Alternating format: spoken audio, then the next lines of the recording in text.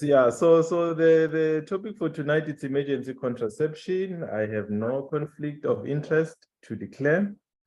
So by definition, what is this emergency contraception? David has just said, you know, it also is called Plan B, but actually Plan B is one of the options that one has to use as a form of emergency contraception. These are all methods which are used after unprotected sexual intercourse. Preferably should be used within the first 100 and to actually 72 hours after intercourse. That's the best time, you know, to use them. However, for at least two of them, you may have some efficacy up to 5 days after the intercourse, 120 hours. So that's the WHO definition of emergency contraception. I think I must just stop my video so that we probably have, okay, there we go. Now, emergency contraception is not new, that's for sure. As one can imagine, many people have found several uses for Coca-Cola. And yeah, historically, apparently, you know, some of the gogos who've lived before us have tried to use it as an emergency contraceptive. So they used to use it for douching, and the belief was that it actually kills the sperm. And there's someone who's actually won a Nobel Prize because of they've shown that actually Coca-Cola is spermicidal. So yeah, we keep trying things, and I actually liked reading that statement in this short paragraph of the abstract of the article. It says it was rumored that the acidity of Coca-Cola killed sperm, and the key word for me there is that it actually, if you have this bottle, it's a nice applicator where you can shake and shoot. So I don't know how they used to do the shake and shoot, but yeah, they've tried to use it as a form of emergency contraception, which I think is quite interesting. Another method of emergency contraception, this is an Islamic physician that came up with probably coitus interruptus, where he says, first, immediately after ejaculation, the two must come apart and let the woman rise, roughly squeeze and blow her nose 7 times and call out in a loud voice. She should jump violently backwards 7 to 9 times. Very, very interesting way of preventing pregnancy. So this is many, many, many moons ago. And of course, you know, I think the previous slide, the thinking process is probably similar to our South African PEP. Yeah. So looking at women in South Africa, currently we have about 62% of women who live in low-income households. Complications of pregnancy and miscarriage, we have many, many deaths, you know, from unwanted pregnancy or wanted pregnancies that just go wrong. We've been speaking a lot about the causes for maternal morbidity and mortality. And if a woman is not pregnant, she can definitely not die from a pregnancy-related complication. So it's very important for us to remember that if we offer contraception, we're actually saving a life. We already know, recently we've learned about the scourge of teenage pregnancy, you know, as young as 10-year-old pupils being pregnant, as reported in this media article.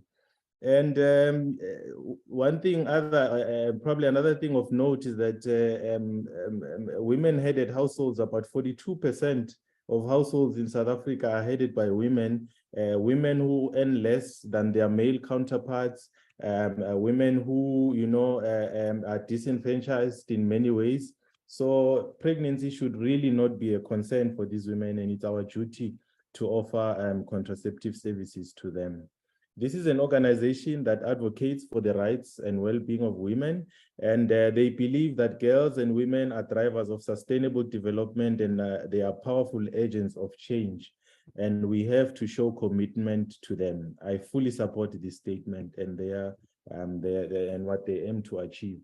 And of course, if we are able to meet the modern contraceptive need for women, would reduce unintended pregnancies by 70%, would have a reduction of up to 74% of unsafe abortions, and would significantly reduce maternal deaths More women would probably be educated because, you know, they are not disturbed by being pregnancy, being hospitalized, and, you know, their lives really being hampered by pregnancy. And obviously that would increase the labor force and increase the earning potential. So if we really want a better society, we need more women who are empowered. We need women who will take, you know, responsibility for their reproductive rights.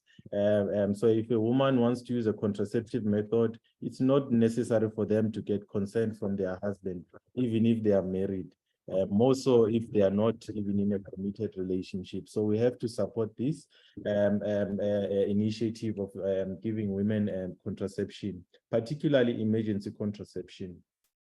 There's several barriers to availability or the use of emergency contraception. Lack of awareness. Many people are not aware of the availability of emergency contraception. There's several studies that have shown that young teenagers who engage in unsafe intercourse don't really know that there is an option that they can use should they have unprotected sex. This is even worse with their male counterparts. You know, they are poorly informed about availability and the use of emergency contraceptives. Several studies have shown this in the US, and therefore awareness is something that we really need to work on. All of us here in the platform on this webinar this evening. The other issue, big issue, is the cost. You know, this is almost the same as sanitary pads. We've got condoms, but we can't have free sanitary pads. We've got condoms, but we can't have these, you know, emergency contraceptive methods being free and freely available to young women and all women who are looking for them. I mean, for ulipristal acetate, you'd spend about 200 Rand to get. It's just one pill. For the levonorgestrel, which would be the plan B, it's about 93 Rand. Overall, this is a pack of 28 pills. It's 130 Rand. And the copper IUCD, quite steep, 650. And also remember that some of these methods, they actually need a prescription for a doctor. Ulipristal acetate will have to be scripted. So they must consult with me, pay me those nice thousands that they probably don't have before they can access this. The copper IUCD, they have to come to me, they need to pay me for my consultation, they need to pay for the scan, and then they have to go and pay for the copper IUCD and then come back and pay me for insertion. So clearly, this is not a reasonable approach. We need to make it more accessible. There's another misconception that actually emergency contraception is a form of termination of a pregnancy. This is obviously wrong because the method or the mechanism of action is basically to prevent ovulation. If not prevent ovulation, to prevent implantation in the uterus. So yeah, some would actually push this to even, you know, the use of contraception in general, that it's actually a way to terminate a pregnancy, which is not true. In fact, if you were to use the progestin, levonorgestrel when you're pregnant, you are really solidifying, you know, the well-being of that pregnancy. So you're definitely not going to terminate that pregnancy. Accessibility, I think this would be a challenge to many of us that work in the probably the private as well as the public. If we were to just sit and think, you know, do we really have these drugs in our practices? You know, do the hospitals have these drugs available for women who are looking for them? Your casualty department, when this woman comes, sexual assault, do they have an option to choose? Yeah, if they overall they're not keen on using it, can they get the copper IUCD? Is the ulipristal acetate available? So this is a challenge to all of us to say, you know, in our workplaces, is this something that is really available and accessible to these women?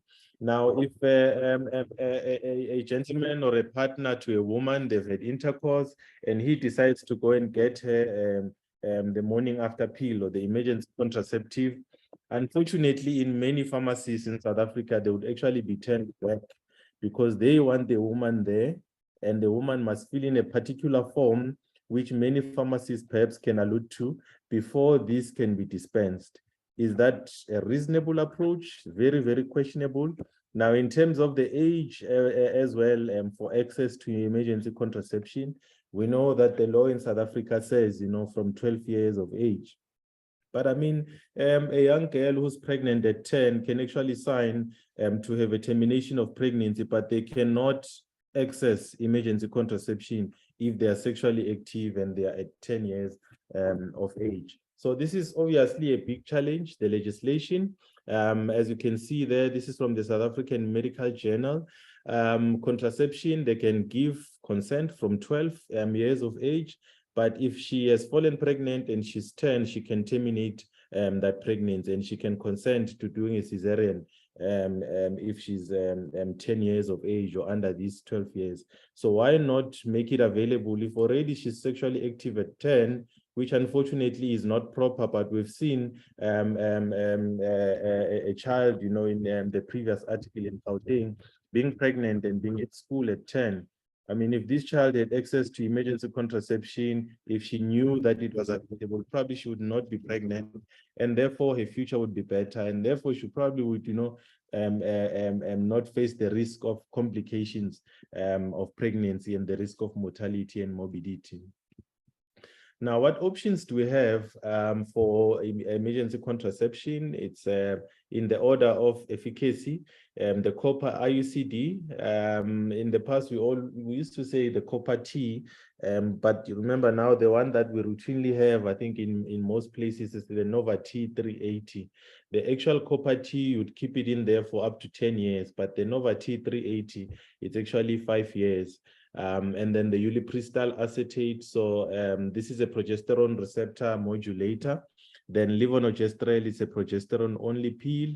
And then we also speak about the USP regimen, which is the use of a combined oral contraceptive pill, a very high dose, so giving up to 100 micrograms of ethinyl estradiol, which basically would equate to 2 tablets of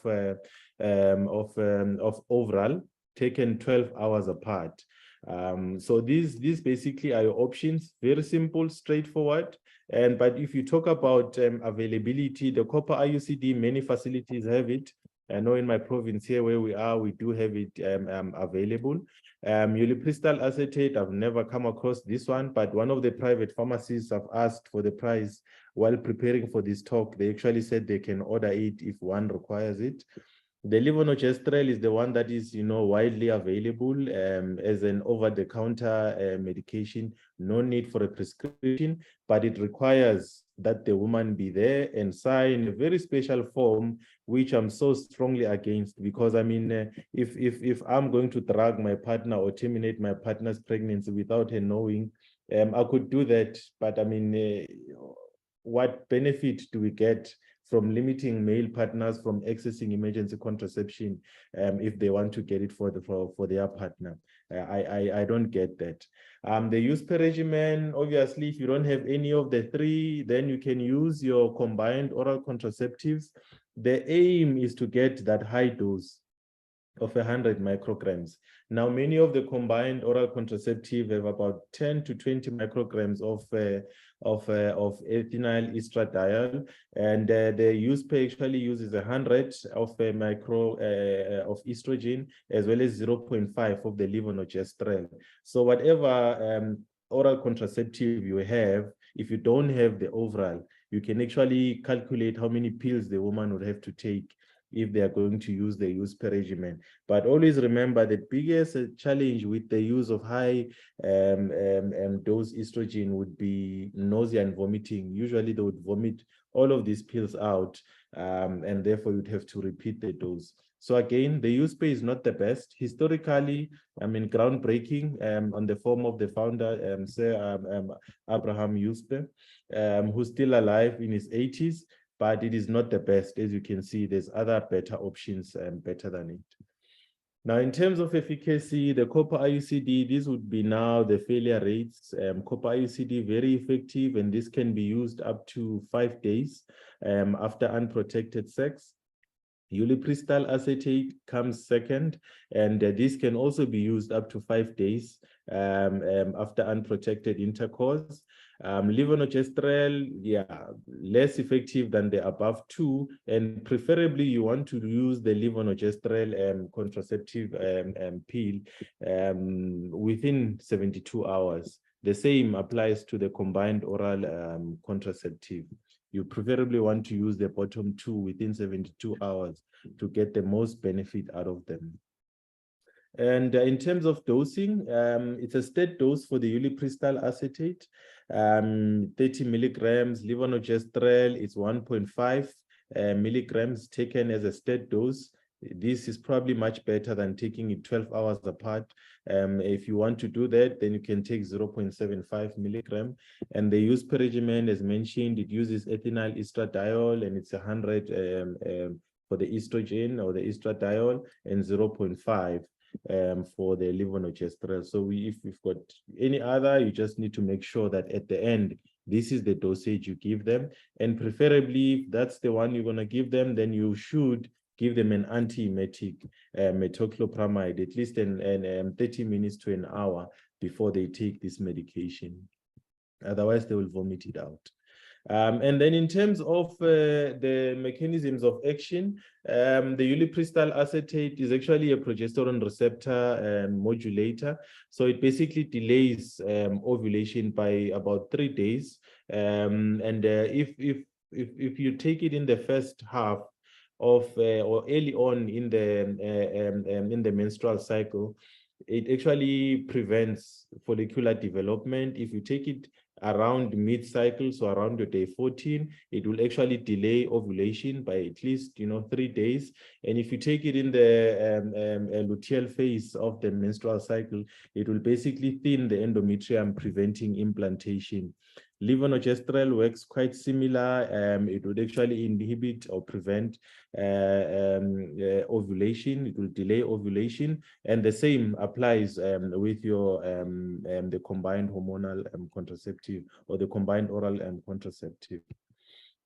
And generally, safety issues, they are very safe, well tolerated. Common side effects when it comes to ulipristal acetate, it's nausea, vomiting, abdominal discomfort. I've already mentioned, with the use per regimen, because of the high estradiol levels or content, they definitely will battle with nausea and vomiting. The copper IUCD, remember the medical eligibility criteria, because the benefit with the copper IUCD is that you insert it as an emergency contraceptive, but then the long-term benefit of use for up to 5 years if you have the Nova T 380. So the commonest side effect one has come across is this mucoid thick discharge that usually disappears after some time. Very rarely you may have abnormal uterine bleeding associated with the copper IUCD, and you will not give it to those that have got copper allergy, obviously the Wilson's disease. And yeah, so very, very effective. And the levonorgestrel M1 is again nausea and vomiting, but to a lesser extent compared to the use per regimen. Now, there's many studies that have actually said that the widely available levonorgestrel or Plan B tends to be less effective in women that have a BMI of more than 25. Now, unfortunately, these are American studies, and it's very sad. I don't know how many of us, have a BMI of less than 25. So I think it is probably unfortunate that these studies would actually suggest this. Fortunately, the FDA has done their own evaluations, and they've actually not released any such statement to say if a woman has got a BMI more than 25, the levonorgestrel will actually be less effective. So it's as effective as all the others. The studies there, there's no consensus. So yeah, it's the one that's available, and we must encourage people to use it. The BMI is no factor at all. Obviously, yeah, the discussion would have to be had as to all the other studies and all the conflicting studies around the issue of the use of levonorgestrel.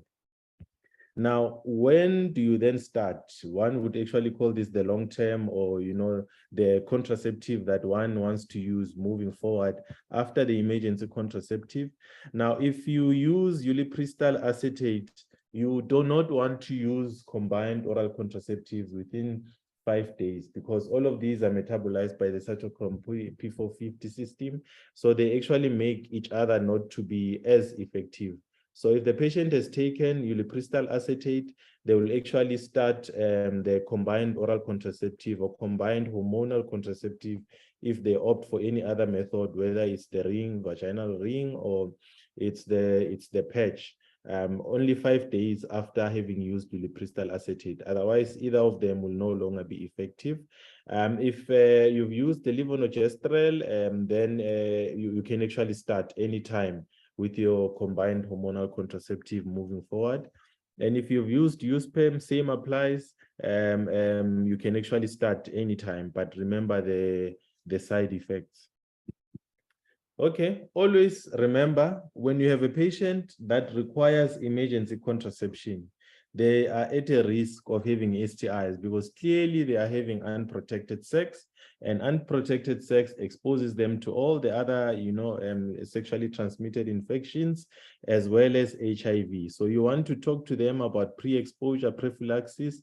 If they're HIV negative, meaning you are going to, advocate or advise them to test for HIV. If they are negative, then you put them on PrEP, or you advise them on post-exposure prophylaxis, and you follow the necessary guidelines.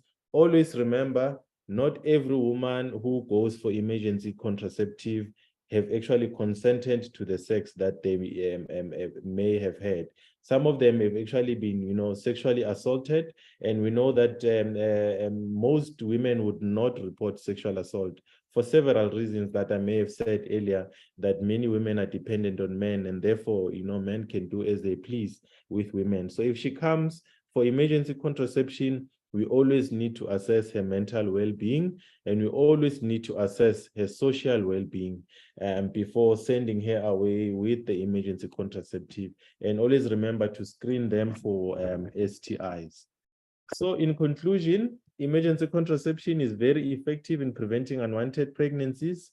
There's so much progress we've made, from the douching, Coca-Cola douching days, to shaking and blowing your nose, to USPER, to now us having IUCDs and all the nice drugs that we have available. We still have many challenges that I hope I have highlighted, which prevent women from accessing emergency contraception. And I believe it is yours and my duty to dismantle this. This is the end of my talk. Thank you.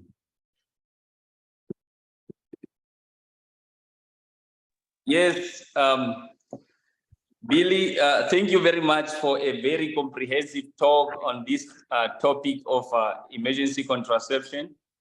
And would like to thank you for that. And what is coming out it just shows again, as you have highlighted earlier, there is definitely significant gaps, both in terms of the knowledge regarding the emergency contraception. As you highlighted, one of the issues specifically, which is really key and it's eye-catching, is the issue of getting the males not being able to access over-the-counter Plan B or levonorgestrel pills. And so there appears to be a confusion with regards to prevention versus termination of pregnancy. As far as we are concerned, levonorgestrel being a progesterone, it shouldn't have any effect or even presumably lead to a termination of pregnancy. So you highlighted a point that if there's a pharmacist, maybe they can add to the discussion as to why that should be the case, because it is not found to be to have any role in terms of acting as a abortive agent, if you put it that way. Yes. And then I think it would be interesting to hear from the colleagues on the platform. The other point that I think I would probably just want you to please maybe add to the discussion is there a role for other forms of intrauterine contraceptive devices, especially the Mirena? What does the literature say? And can it be considered as one of the options? obviously the key with this type of options, as you highlighted, especially the copper IUCD is one of the most effective emergency contraceptive options. And the other added advantage is that it also offers the long-term contraceptive options. How about the role of Mirena as an option for emergency contraception? I thank you before I open up the floor to other colleagues. Sure. No, thanks, Dave. Yeah, I think, as you mentioned, the other progesterone or progestin containing IUCDs have actually been shown to be equally effective when it comes to them being used as emergency contraceptives. So if you do have access to it, absolutely use it. But I think the reason why the guidelines and don't recommend is because of the cost which is attached to the use of the Mirena and it not being widely available. But yeah, indeed, they are effective and they are recommended if you have access to them. They also give you the benefit of long-term reversible contraceptives. So you can use it if you have access to it. Yes, indeed. Yeah, I think that's very important. That's also one of the options. Obviously, they are also costly. That's the other on the other side of the coin. It's quite costly compared to a copper T.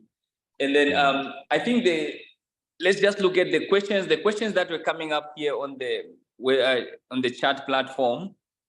One of the questions from the colleague is a comment regarding from a colleague who is a general practitioner. He or she wanted to know how can they get access to IUCD as they do not stock them or keep them in stock.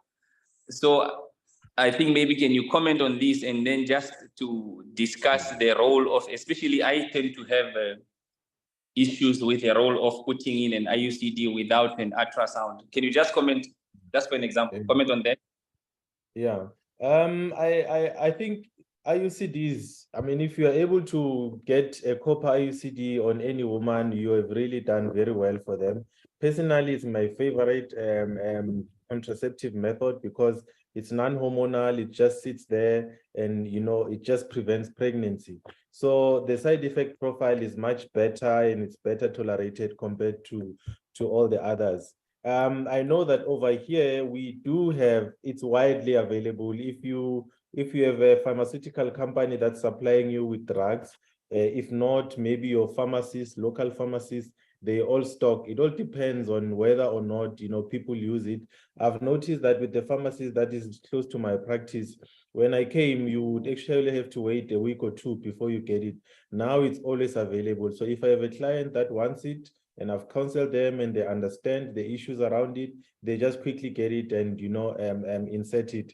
And I would also proudly say we have an excellent midwife at one of our clinics here in Nelspruit who inserts IUCDs. She's able to do ultrasound and confirm it's well located. So I'm just trying to say that anyone who is trained and has the skill and is able to do a scan to confirm that it is properly placed, can insert an IUCD. So as a general practitioner, I think we must really be challenged by the many midwives who are actually inserting IUCDs at many primary healthcare facilities. That's an inspiring story, and I think it's a story worth emulating anywhere where we are practicing. It's all about we get the training and then we come and practice what we've been trained. And I think it's really something commendable. I think well done to the team then in Nelspruit. One of the comments that is coming up is a colleague who is mentioning that can we insert a copper T for the purpose of an emergency contraception and then take it out after or the indication has to be that the patient must be willing to use it for 5 years. I think this has cost implications. Maybe you can just comment on that. Yeah, no, I fully agree with you, Dave, because I mean, why would you pay 650 only to take it out a week later? It doesn't make financial sense, except if you don't have any other option. And I mean, yeah, I think it will just be a wasteful expenditure to just put it in and then take it out. I think it should really be preserved or be kept for the one that wants to use it long term. And there's Yes. no contraindications to the use of an IUCD. I fully concur, and yeah, most definitely. Then this is very interesting, and it's always coming up, is the whether, as you have highlighted some of the oral emergency contraceptives, if they have any effect or interference on those patients that are using ARVs. So for example, say Plan B or levonorgestrel oral, the state dose, whether there is any impact on among those patients that are on ARVs. Yeah. Well, the resources I've gone through while preparing, none of them have said there's actually an effect on it or reduced efficacy either of the contraceptive or of the ARV as such. And always remember, these are state doses. I mean, if you talk about the use of ulipristal acetate for treating fibroids, it's a different story because it's a daily dosing, and then you've got all these liver issues. But this is just given once off. And as you give it once off, it just prevents ovulation. And if it prevents ovulation, it's out of the system, it's gone. And hence the better tolerability. The only thing that these may actually do, obviously, because if you give this hormonal emergency contraceptive, they actually interfere with the menstrual cycle. So you might now get a patient who either gets a delayed period or who now starts having abnormal uterine bleeding. Recently, I've had one of my clients who came, she's used it at least 3 to 4 times in the last month, emergency contraception, and we had to insert the IUCD for her. So it definitely will mess up her cycle if she keeps using it time and again, because it's hormonal. You keep delaying ovulation, you keep delaying it. Eventually, you'll have all these breakthrough bleeds whenever. Yeah, so those are the biggest side effects. But otherwise, in terms of interfering with other drugs, no, not really. All right, I think it's very clear. This is very interesting. It is a medical legal issue on whether, you mentioned something about that some women depend on males for support as part of their support, especially money. And so what does the law say regarding the healthcare facility or the hospital regarding being eligible to report a case of domestic abuse or sexual abuse when the person who has been abused is not willing to report it? Do we have such an obligation as a healthcare facility or healthcare practitioner against the will of the... Yeah, I think for adults, it really depends on the person that can reason, and all we can do is to offer support and options. We had a talk on intimate partner violence last year, which basically spoke about what we can do to support such patients who are adults and they are being abused.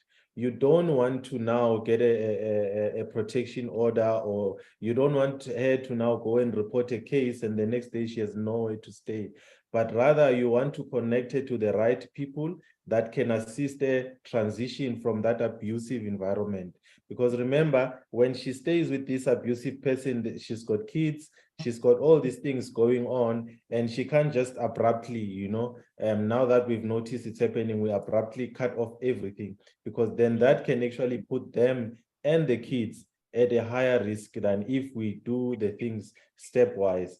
Legally speaking, I'll speak under correction. Maybe some legal person will advise.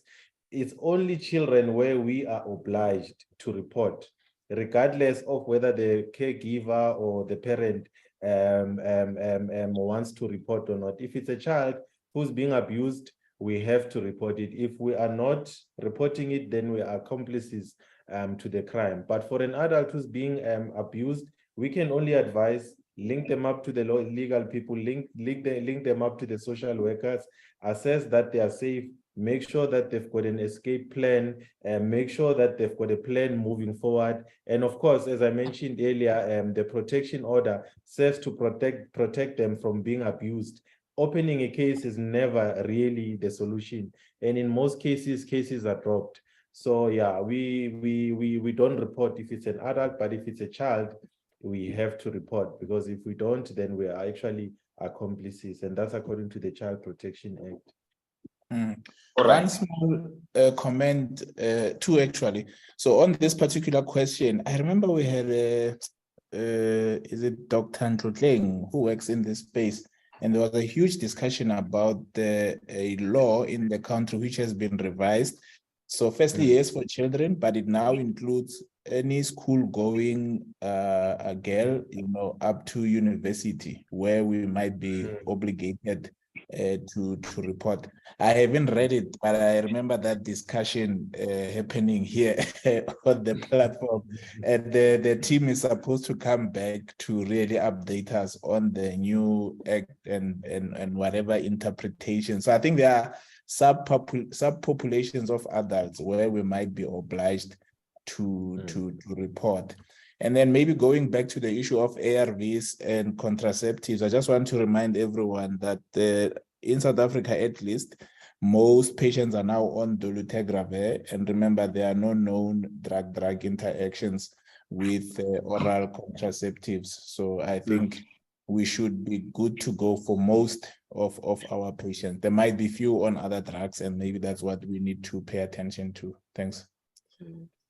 I think that's a very good point. The picture is similarly also here in Namibia. Most patients are on dolutegravir.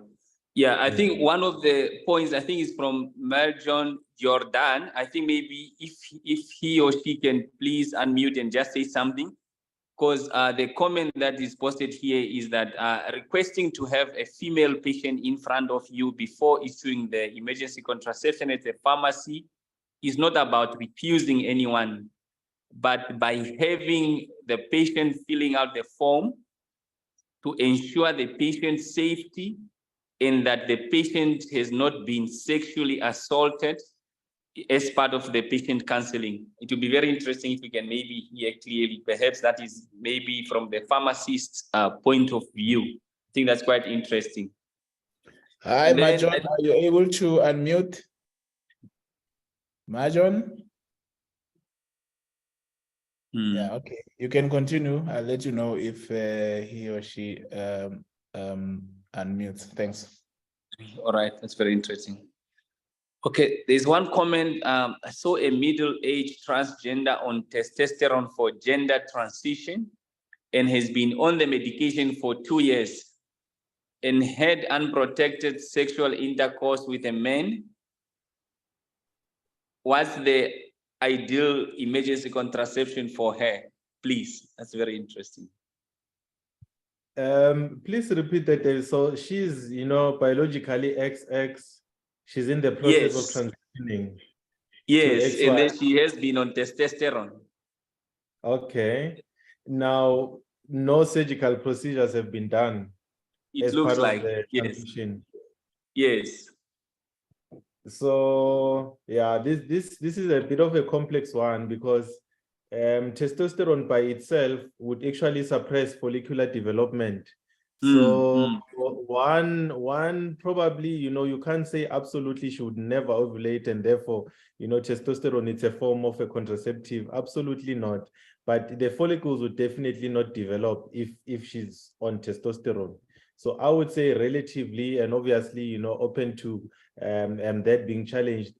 I would not be comfortable giving them, the combined oral contraceptive what they use.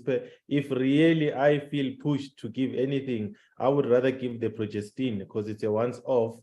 But the fact that she's on testosterone should be somewhat reassuring to them that most likely there's definitely no ovulation happening. But yeah, if I am really pushed, then I would rather give the plan B, the levonorgestrel. It's very interesting. I think Marjon was trying to join. Maybe he or she will try again.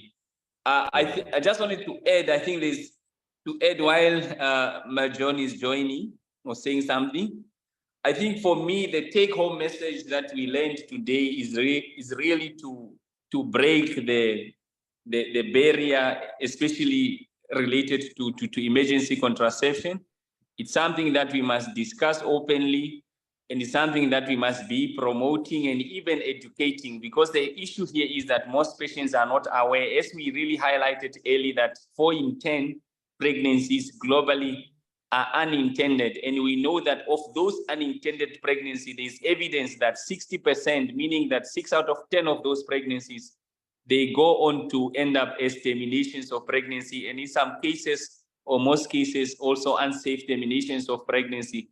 So that is why this topic is very, very important. It does have a role to play in reducing maternal morbidity and mortality, and that is why it also has been incorporated into the WHO guidelines. So colleagues, something that we really need to be aware of, and we need to be promoting, and especially the role of a co-party like Billy highlighted, even at the primary level. The midwives or the colleagues that are in general practice should be trained on how to insert this, especially promoting the long-acting reversible contraception, especially the Mirena, the co-party, which is often quite affordable compared to a Mirena.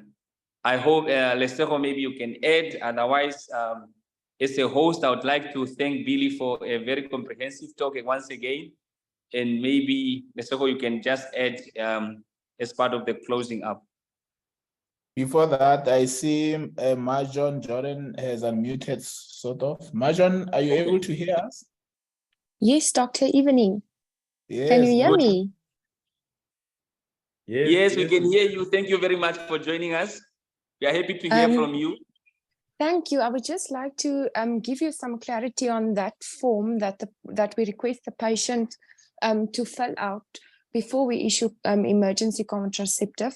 So obviously we need the female patient to fill out that form.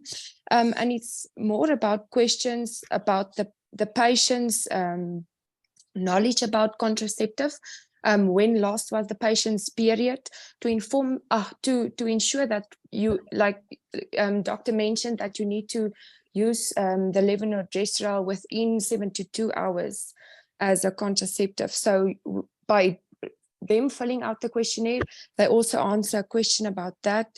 They ask numbers of hours before you have, or when last you had unprotected sex. And then if there's any signs of STI, so they ask if you have any bleeding, burning, pains during sexual activity. So in that way you screen for STIs. And then also, which is important, is that we ask if you've been sexually assaulted. So obviously, like doctor said, it's not like we can force the patient to do anything about it, but I think patient counseling plays a big role there. So you can motivate the patient and give them the options, link them with the correct people so they can be assisted further. And that's the only reason why we need the female patient. Yeah, Billy, interesting. Billy, I think it's clear. Would you like to make your comment on that? But I think the purpose is sort of clear. Yeah, There's a I fully assessment agree. that needs to happen. Yeah. I fully agree. And I think, this for me is similar to the discussion of HIV testing being routinely available, buying the test at the pharmacy, testing yourself at home. Remember, there was always this worry that what if you test positive? Are you going to start treatment? Are you not going to go now and commit suicide because you tested positive? Are you not going to go out there and start infecting people? I think if someone knows that there's emergency contraception, they probably may be a little bit more informed about many of the things that we're trying to guard against.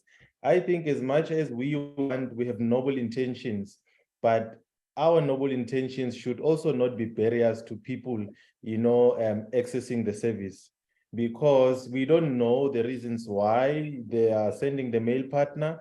But also giving the male partner the emergency contraceptive, what harm does it do to the woman who's just going to take it at home and move on with her life?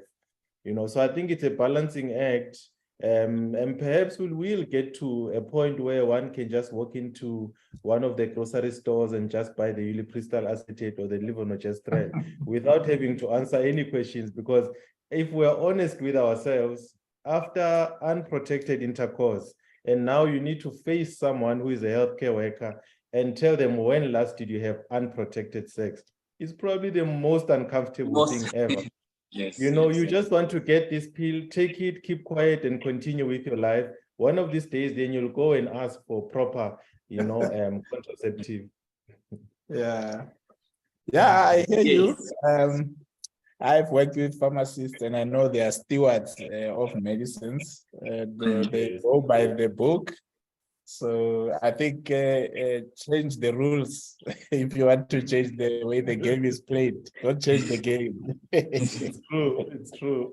I know you want to win because I remember during the down referral process when we wanted ARVs, you know, beyond hospitals to PHC and community, I can tell you there's a whole lot of laws that govern how medicines must be controlled and who must touch them and so on. Yeah, so I think it's a valuable discussion. There's just one question from me, Billy, as we close.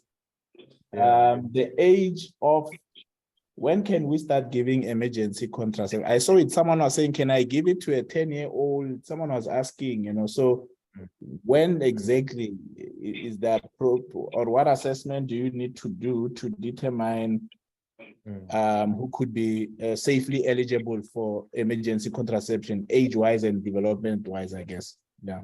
Yeah. You see, fortunately with these contraceptives, I mean, obviously the IUCD, it might be difficult to insert it on a 10-year-old or a 12-year-old for that matter. But the hormonal stuff, it's a once-off, it just delays ovulation and therefore preventing pregnancy. Or it will just thin the endometrium and therefore prevent implantation. So it will not necessarily have a huge impact in terms of the, you know, development of this young child who's now sexually assaulted or just wants it, you know, because they just played and, you know, they were not safe. So maybe to answer the one question that is there on the Q&A at 18th date, I think it's almost similar to what Alice is asking. A child of 10 years old who's been sexually assaulted, absolutely. And remember now, the law says a child can consent to use of contraceptive if they are 12 years and above. This is a different thing. This child has been sexually assaulted, probably brought in by an adult who understands what is happening and the risk involved. And therefore, the child may not consent, but the parent, you know, could possibly give us consent to give this. But if a child walks into a clinic and they are 10 and they are requesting emergency contraception or any other contraception, by law, you know, we can't. But obviously, these are different circumstances. And I'm not a law person, but that's how I interpret, you know, the law around this. Ili, can I ask my question differently? Are you saying that even if there's no risk of falling pregnant, we must give EC? I don't know how to ask my question properly. Yeah. Because that's why I'm talking. Okay, a 9-year-old, would you? Yes. I'm trying to assess. Do we give EC when someone is already going through menstruation, or we give it anyway, even when we are not sure? I think that's the crux. Yeah. Once there's menarche, chances are she's ovulating. Therefore, emergency contraception is indicated. But if you talk about a, you know, a pre-pubertal child or someone who's not, you know, at the first period, a 5-year-old who's been sexually assaulted, there's no point in giving it. But it's the one that is ovulating, and hence it works to prevent ovulation. Can I just add to the discussion? How about those ones that are at that peri-pubertal, menarchal pubertal age, that age of 10, but they haven't yet had menarche? Interesting, because at any time they can expect to be possibly ovulating. And maybe really, before you respond, I remember seeing a very young girl who had never been to menstruation, but she felt pregnant. So that's the Yeah. context. It's very complex. Yeah. And I think those peri-pubertal ones that David is talking about, for me, you know, I would err on the side of caution and give her the emergency contraception. And remember, this is a progestin. It's not like something that will inhibit FSH and therefore she will not develop further. It's also not like an estrogen that she's taking for some time, which will now give a breast that she never had. It's a once-off. All we want to do is to prevent ovulation and therefore prevent pregnancy. So I think I would give them. All right. All right. Sorry for putting you in a corner, Billy. No worries. Thank you. Thank you. Billy, maybe your closing remarks, the take-home message as we close. The takeaway message for me, and I hope, you know, many of us will actually incorporate this in our practices. You know, if you see a patient, a female patient, you always have to ask about contraception. If she doesn't choose any of the methods that, you know, you offer her, emergency contraception should always come up to say, always remember, I know you don't want to take this now, but there's also the option of emergency contraception. It is widely available and there's no reason why we can't offer it to our women. And I think we must really do more to try and offer it, because many women are scared of taking things every month or injecting every month, or some are even terrified of an IUCD. And those are the women that are likely to benefit from emergency contraception.